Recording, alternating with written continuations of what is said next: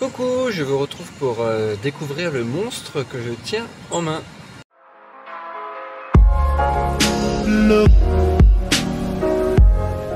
Voilà la bête. Donc des roues de 9 pouces, frein à disque sur l'arrière, une petite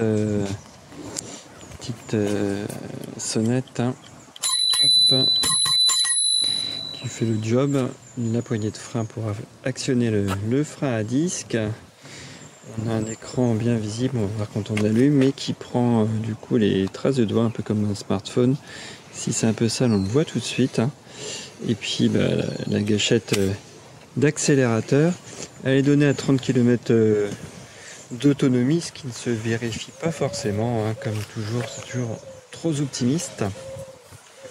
On a quelques réflecteurs sur les côtés. Elle est équipée d'un feu à l'avant qui sera un peu insuffisant la nuit, par contre qui permet d'être très très visible des autres utilisateurs, mais ça éclaire trop droit devant et quand on tourne dans des virages, on voit pas forcément bien la route quand on est vraiment en pleine nuit en campagne. Le feu arrière qui clignote quand on freine, mais uniquement quand on freine, pas quand on décélère. C'est un petit point faible parce que du coup ça décélère quand même assez vite. Et des fois on aimerait bien que ça clignote quand même, donc on est obligé d'aider d'un petit coup de frein. Et puis sinon c'est du assez classique, Par contre on n'a pas de roues pleines, c'est des roues de 9 pouces donc là, qui se gonflent, qui peuvent donc se crever et qui seront changées au bout d'un moment. Et le frein arrière est assez puissant, donc si on l'actionne subitement, brusquement on va dire, on fait un dérapage, donc on va abîmer très rapidement les pneus, donc il va falloir éviter de trop déraper. Et voilà pour le petit tour comme ça de prime abord. On passe au démarrage avec écran. Voilà, on reste appuyé dessus. Ça met, voilà, ça s'affiche. On a 2 points de batterie là, c'est sur 5. Ça indique juste ça. Il faudra avoir l'application si on veut plus de données. Donc les kilomètres/heure, 25 au maximum, et c'est bridé électroniquement, donc dans les descentes ça sera également 25. Et puis on peut faire un simple clic pour allumer la lumière et elle s'allume automatiquement la nuit. Donc avant, arrière c'est très visible par contre de loin, parce que nos voitures, si on est juste devant nos voitures, elle ne le verra pas évidemment. Elle a vu, c'est trop bas pour être bien visible, donc faut pas hésiter à avoir un autre éclairage sur son dos ou sur son casque pour vraiment assurer une pleine sécurité. Et donc ça s'allume automatiquement la nuit, et on rappuie dessus. Alors ça fonctionne quand on roule, on peut lâcher d'une main, alors ça devient instable, mais on peut le faire quand même. Et si on double-clique, on passe aux autres vitesses. Par contre ça on peut pas le faire en roulant. Donc là il y a un petit piéton qui arrive, c'est pour indiquer la vitesse minimum, donc 6 km/h là. Dans ce mode là, si on double-clique, on passe en médium, c'est 15 km/h. Et là c'est 25. Donc comme on peut le voir, on n'a pas d'indication de kilomètres, on sera obligé de passer par l'application, ça c'est un peu gênant. Et puis les batteries, pour que ce soit vraiment précis, pareil, on est obligé de passer par l'application.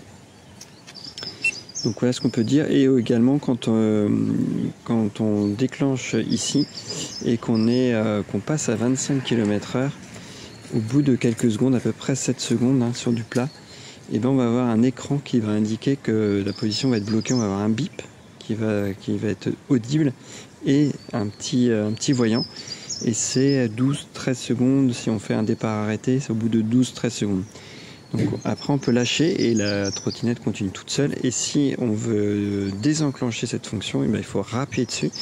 On va perdre le petit écran et la trottinette va décélérer. Donc il faut privilégier ce mode parce que ça permet de récupérer de l'énergie, et ce qui permettra de se rapprocher des 30 km donnés, puisque sinon on sera très loin. Si on n'utilise vraiment que le frein, on ne récupérera pas d'énergie, et donc on va diminuer l'autonomie de la trottinette. Et de toute façon le frein, on a des petits risques de bloquer le pneu enfin la roue, et donc du coup d'abîmer le pneu aussi, hein. Donc il vaut mieux vraiment décélérer tout simplement. C'est assez puissant, mais évidemment on aura toujours besoin d'un frein en cas de freinage d'urgence. Autre particularité de la trottinette, hein, elle démarre vraiment à 2 à l'heure. Si là je suis arrêté, je monte dessus, j'appuie, elle va vraiment démarrer tout doucement. J'ai du mal d'ailleurs à tenir debout tellement c'est lent. Et jusqu'à 4 km/h, et normalement on passe en mode boost après. Donc là on voit que ça avance vraiment pas, hein. Quand elle veut pour les 4 km/h d'ailleurs, ça y est. Ou c'est 5, voilà, ça y est. Là j'ai la puissance. Donc on l'a vu, hein, c'est vraiment très lent à démarrer, et en fait c'est une sécurité, tout simplement. Parce que maintenant, à les démarrer, on est actif, et là si je veux remonter dessus, hop, voilà, ça part tout de suite. Là je suis déséquilibré par la puissance. Tenir le smartphone et démarrer, c'est dur. Et si on veut en fait la pleine puissance, eh ben, il faudra l'actionner, et après hop, on récupère la puissance. Voilà. Donc c'est un petit système de sécurité, mais si on la démarre et qu'on monte dessus, et ben voilà, on va avancer vraiment à 2 à l'heure pendant un long moment jusqu'à ce qu'elle passe. On va dire, j'ai l'impression que c'est plus 4,5 km/h, c'est entre 4 et 5, où là elle va partir à fond. Et puis là, si on s'arrête trop longtemps et qu'on veut redémarrer comme là, voilà, c'est de nouveau arrêté. Donc là, soit on va à 2 à l'heure, là, comme j'ai montré, soit il faut pousser avec son pied, et là, bim, on va récupérer l'appui. Voilà, là j'ai la pleine puissance. Donc c'est vraiment, c'est pas facile à une main, c'est pas évident, hein, par contre. Voilà, c'est vraiment un coup à apprendre. En tout cas, c'est un démarrage un peu différent des autres modèles, mais j'ai l'impression que c'est aussi pour éviter d'avoir un gros coup de boost, parce que j'ai essayé plusieurs trottinettes. Et c'est celle-ci qui a vraiment le plus gros démarrage, c'est assez violent. Donc on n'est pas non plus scotché, je vais pas en faire des tonnes, mais quand même on sent le gros coup de boost. Et là, une main par exemple, c'est très dur de démarrer à une main, et avec les autres modèles c'est plus facile. Donc là on sent vraiment qu'il y a la puissance, même si un bridage électronique à 25, hein, donc on pourra pas avancer à fond. Un des gros points forts, c'est le pliage aussi, hein. On va voir ça. Ici il faut appuyer sur le bouton, rabat, voilà.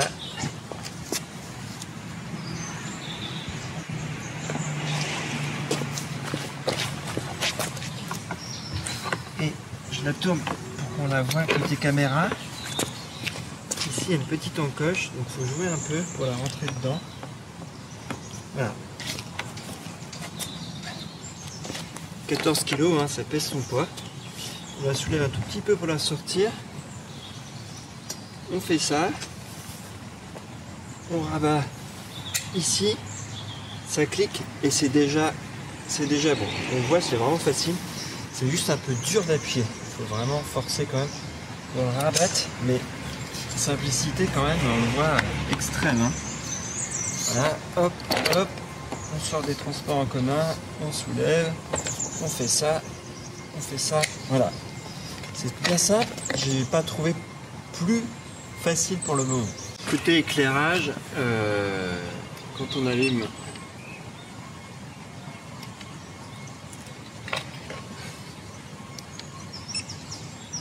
on a donc le feu avant là, hein. L'arrière, on a aussi là sur les côtés, les deux côtés, c'est éclairé en bleu, et donc ça fait un petit effet joli. Voilà, en plus d'être bien visible. Et évidemment, quand on actionne le frein, on voit à l'arrière, ça clignote, hein, ça c'est assez classique. Par contre, quand on décélère, ça ne le fait pas. Et c'est bien dommage, parce qu'on aimerait bien être un peu plus visible, donc on va être obligé de jouer un peu avec le frein en appuyant très légèrement dessus pour qu'il se mette à clignoter, même si on ne freine pas vraiment. Donc voilà, c'est pas très puissant. Au moins, on peut être visible. Si on a un véhicule derrière, qu'on se sent un peu en danger, il vaut mieux donner un petit coup de frein. C'est ce qu'on fait aussi des fois en moto, hein. Moi, je suis motard, et on fait pareil en moto, quand des fois on décélère très fort. Et on donne un petit coup de frein juste pour simuler, pour indiquer qu'on freine. Et là on fera pareil avec la trottinette, c'est un petit réflexe à prendre. Allez, on est reparti. Hop.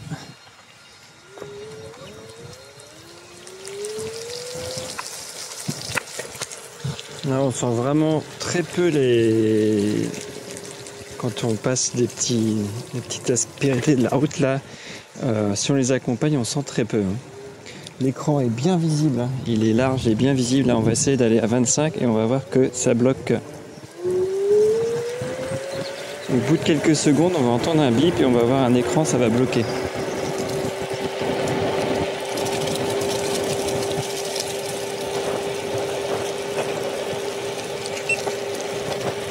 Voilà. Là, je peux relâcher, on a entendu le bip. On voit sur l'écran en haut à gauche, il y a une petite indication, là ça vibre beaucoup parce que je suis qu'à une main. Sinon ça prend bien les aspérités. Donc là pareil, hein, je suis sur du plat. J'ai remonté quand même. Et voilà. La trottinette a ralenti un peu, mais ça va quand même. Tout petit peu de vent. Et là, je suis sur le poids sur l'arrière à une main. J'ai l'impression que ça ralentit un peu parce que j'ai fait le test à deux mains. Et j'avais pas perdu, j'étais resté à 25. Donc ça, c'est pratique, hein, le fait de pouvoir lâcher comme ça. Là, bah, on est tranquille, hein. Pas besoin de s'embêter, ça bloque. Et puis c'est assez puissant quand on appuie sur le bouton. Hein, faut pas se faire surprendre puisque la décélération est quand même assez rapide. Voilà, voilà, j'ai appuyé, hein, ça s'est désenclenché et voilà, ça ralentit quand même assez fortement et ça permet justement de régénérer un peu de batterie. Hein. Hop, voilà, on est en pleine campagne sur une ligne droite. On voit un peu ce que ça donne. On peut aussi mettre son pied à l'arrière là. Tous les modèles le possèdent pas. Hein. On a les petits garde-boue qui permettent de protéger, hein. Le vêtement est pas sale alors que c'est mouillé. Par contre, des fois, on en a un peu quand même sur les chaussures. J'ai cru remarquer que j'avais les chaussures un peu sales. Là, c'est pas le cas. Donc voilà, pourtant c'est bien mouillé. Il y a eu une grosse averse ce matin. Donc modèle quand même plutôt sympa. Hein. Design est cool. Et puis là, les feux LED alors. On voit pas trop à l'écran, c'est vraiment un bleu qui flash, là ça fait plutôt turquoise le rendu, mais c'est un bleu beaucoup plus foncé en réalité, et la nuit c'est très très visible, hein. En journée évidemment moins, mais la nuit ça claque bien, et puis quand les feux sont coupés, ça se coupe aussi, hein. Là voilà, j'ai coupé les feux, et donc on a plus cette bande LED bleue qui doit aussi consommer un peu plus de batterie, je pense. Et voilà l'application dédiée à la trottinette. Donc on a le niveau de batterie. Donc là, elle est en train de charger, c'est pour ça que c'est en vert. Là, 21,9 km, c'est les kilomètres en endurance. Ça sous-entend ce qu'on est censé pouvoir faire. Là, si on la débranche non pas, on est censé faire cette distance-là, donc à prendre avec des pincettes. Ça, par contre, c'est le nombre de kilomètres total parcouru avec. Donc là, c'est assez récent, donc on n'a pas fait beaucoup. Et 1,2 heures de conduite. Hein. Voilà. On a l'interrupteur de fortification et scooter. Alors, je me suis trompé, hein, ça bloque pas les roues. En fait, ça désactive juste le panneau de commande. Mais du coup, on peut faire la trottinette normale. Alors, c'est lourd et tout, mais on peut la voler. Voilà, si on a, c'est dommage. Ça serait bien d'avoir quelque chose qui bloque les roues pour empêcher le vol opportun. Par exemple, classiquement, on va à la boulangerie, on pose sa trottinette et quelqu'un peut la prendre. Donc voilà, juste bloquer les roues, ce serait bien. Mais c'est pas le cas en fait, ça désactive juste le panneau de commande, donc on pourra pas l'allumer pour s'en servir, mais on peut partir avec, les roues sont pas bloquées. Réglage de la vitesse, hein, donc là on peut le faire directement, on peut allumer les feux. Liaison de la lampe d'ambiance, ça doit être sous les... J'ai même pas fait attention, mais c'est les LED bleus en dessous là. Et interrupteur mode croisière, ça c'est pour voir du coup quand on passe, quand la vitesse est bloquée. Voilà, on a le dossier pour ces sorties, je les retrouve pas toutes, notamment j'en ai fait une ce matin justement sans le smartphone, donc celle-là elle apparaît pas. Et j'en ai fait une hier de plus de 10 km avec le smartphone, je sais pas pourquoi, c'est pas synchronisé. Par contre, c'est bien pris en compte au kilométrage total, mais ça n'apparaît pas, alors j'ai pas compris. Et sinon, on a tout un tas de paramètres là. Voilà. Et j'avais indiqué que la trottinette a démarré, il fallait l'aider en fait, sinon ça démarre tout doucement. Et on peut aussi paramétrer ça finalement, j'ai découvert ça, c'est démarrage à vide, il faut l'activer et là ça donne la patate directement. On n'est pas obligé de donner une impulsion avec le pied. Donc voilà, donc on peut choisir, soit on désactive pour avoir un démarrage en douceur et pas se faire avoir, soit on active et là ça part à fond directement. Donc voilà grosso modo l'intensité de récupération d'énergie, là pareil, hein, c'est pour donner une puissance au frein moteur. Ces petits paramètres qui sont toujours sympas, et il y a une blague là, débrider le scooter, je sais pas si c'est très visible, on voit pas trop. Ouais, c'est en bleu turquoise, on voit, c'est pas très clair, hein. En tout cas mon rendu n'est pas très clair à moi, peut-être ça rendra mieux sur ordinateur. Et bah, ça, si on fait ça, et ben je vais le faire d'ailleurs. Êtes-vous sûr? On met confirmé et on a entendu un bip et en fait on s'est déconnecté et c'est un gros fail. Donc je sais pas trop pourquoi ça marche peut-être dans d'autres pays, je sais pas, comme la France c'est 25, mais on peut pas en tout cas les débrider via ça, ou alors c'est juste une blague de Mega Wheels, je sais pas, en tout cas c'est un peu frustrant. On se dit chouette, on va pouvoir la débrider et non. Donc voilà, donc là je crois avoir bien fait le tour. Je dois faire un résumé. Elle est quand même vendue assez cher, on est proche de 600 €, là, 579. Elle est vraiment confortable, c'est la plus confortable que j'ai pu prendre, hein. J'avais des modèles par contre, la catégorie en dessous, hein, qui était entre 300, 350 €, voire 400. Et c'était des roues pleines avec amortisseur. Là on n'a pas d'amortisseur, par contre du fait que ce soit des vrais pneus, donc on peut crever, hein, et il faudra les gonfler de temps en temps, et ça encaisse bien mieux finalement que des roues pleines avec amortisseur.